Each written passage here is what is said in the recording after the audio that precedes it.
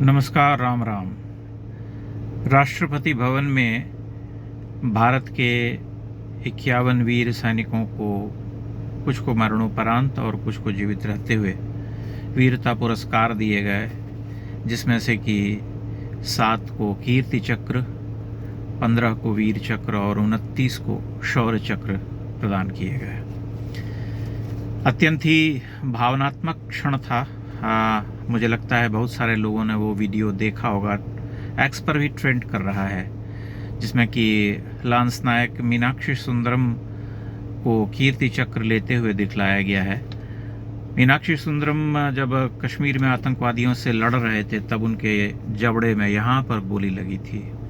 उसके बावजूद वो लड़ते रहे और आतंकवादी को मार गिराया, इसलिए उनको कीर्ति चक्र दिया गया है।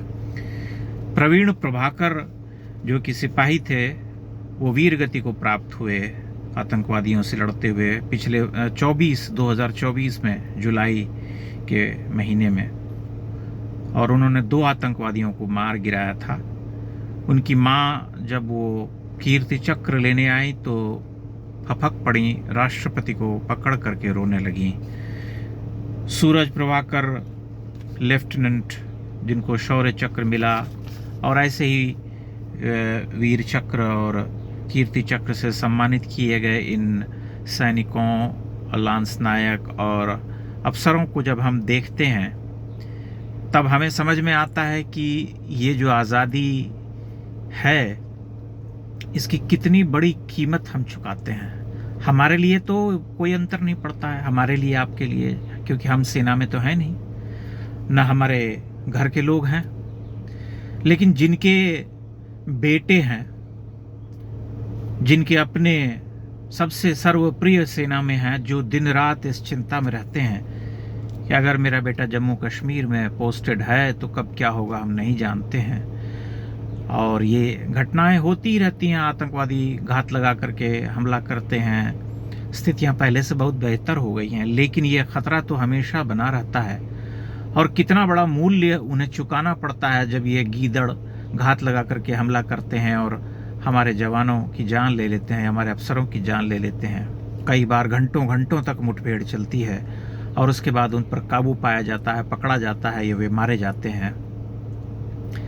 ऐसे ऐसे वीर, ऐसे ऐसे शौर्य से भरे हुए सिपाही जो इस देश को सुरक्षित रखने के लिए, आम जन मानस को सुरक्षित रखने के लिए दिन रात अपने जीवन को दांव पर लगाते हैं, उसके मूल्य को हम कितना समझते हैं। जब हमारे देश में कहते हैं कि हमें चाहिए आज़ादी, अब लड़के लेंगे आज़ादी और भारत तेरे टुकड़े होंगे इंशाअल्लाह इंशाअल्लाह, तब हमें उनके लिए प्रदर्शन करने वाले और उनके समर्थकों के बारे में विचार करना चाहिए कि इन्हें किस अधिकार से ये सब, किस मुंह से ये सब मांगने का अधिकार है। ऐसे लोगों के लिए प्रोटेस्ट करने हमारे युवा जुटते हैं। उस दिन जब जंतर मंतर पर तिलचट्टा पार्टी हुई थी, कॉकरोच पार्टी का जुटान, तब वहाँ भी बहुत सारे लोग उमर खालिद के समर्थन में थे। युवा जो अपने आप को कहते हैं कि हम देश का भविष्य हैं और हमें शिक्षा चाहिए। ये कौन से शिक्षित लोग हैं? सबसे बुनियादी प्रश्न तो हमारे मन में ये उठता है, क्योंकि जिसके मन में अपने देश के प्रति प्रेम नहीं है, जो देश के सैनिकों के प्रति प्रेम से अभिभूत नहीं है, भरा हुआ नहीं है जिसका मन, जो ये नहीं समझता कि दिन रात अपने जीवन को संकट में डाल करके वे इस देश की सरहद को बचाते हैं, और जब उनका जीवन चला जाता है तब जो है उनके लिए चक्र लेने के लिए, कीर्ति चक्र, शौर्य चक्र और वीर चक्र लेने के लिए उनकी माताएं, उनकी पत्नियां आती हैं। तो ये क्षण कितना दुखदाई होता है। कहने के लिए तो हम देखते हैं, सुनते हैं कि हर वर्ष की जो बलिदान देते हैं सैनिक या अफसर, उनके माता पिता कहते हैं कि हम रोते नहीं, हम आंसू नहीं बहाते। ये दुनिया को बताने के लिए होता है, लेकिन भीतर भीतर तो वे कलपते हैं, रोते हैं। जीवन भर का ये एक दुख है, एक कष्ट है, जिससे निवारण नहीं हो पाता है, क्योंकि वे अपने जवान, अपने युवा पुत्र को खो देते हैं। इसलिए इसका मूल्य समझना बहुत ज़रूरी है।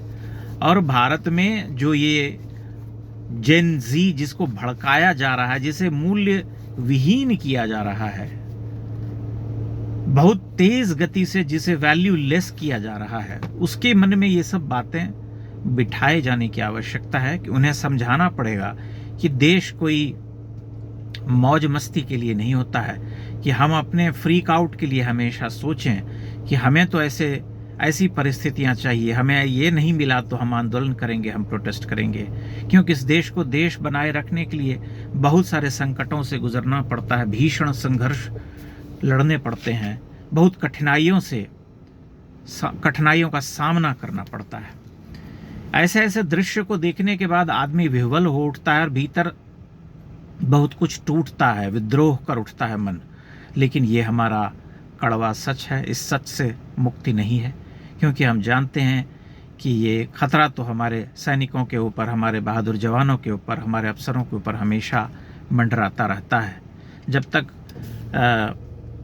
हमारे ऐसे पड़ोसी हैं और अलगाववादी शक्तियां हैं, मौजूद हैं, तब तक इनसे पार पाना संभव नहीं है। यह खतरा तो हमेशा बना रहेगा और जीवन का संकट भी बना रहेगा। परंतु किसी युवा सैनिक का, किसी युवा अफसर का इस तरह से उसकी जान चली जाना कोई साधारण घटना नहीं होती है। दूर से बैठ करके हमें लगता है चलो ठीक है, हम बहुत गौरवान्वित अनुभव करते हैं कि हमारे सैनिक बलिदान हो गए, लेकिन जो कष्ट उनके परिजनों को उठाना पड़ता है, जो उनके माता पिता, उनकी पत्नियों को, उनके सगे भाई बहनों को उठाना पड़ता है, जो पीड़ा झेलनी पड़ती है, उसके बारे में कौन विचार करता है? वह दुख तो केवल उसका है।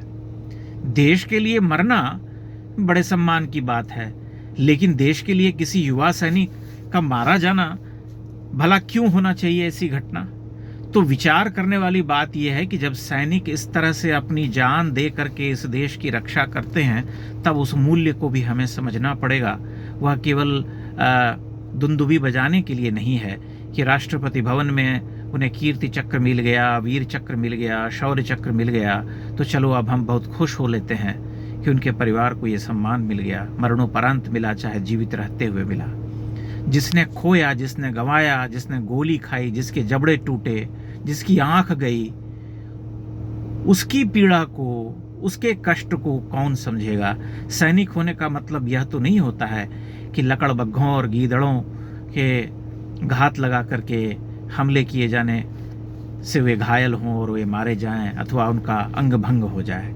इसलिए इस कष्ट को, इस पीड़ा को समझते हुए देश के प्रति मन में भाव जगे, यह भाव हमें युवा पीढ़ी में जगाना पड़ेगा।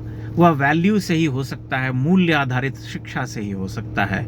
जो जेन जी जिसे यहाँ पर आए दिन हमारे राजनीतिक दल भड़काने में लगे रहते हैं, वे जेन जी को अगर भड़का देंगे तो उनके मन में कभी भी हमारे सैनिकों, हमारे बलिदानियों के लिए सम्मान का भाव नहीं जागेगा। आप अपने विचार, अपनी टिप्पणियां अवश्य कीजिएगा इस वीडियो पर। बहुत बहुत धन्यवाद।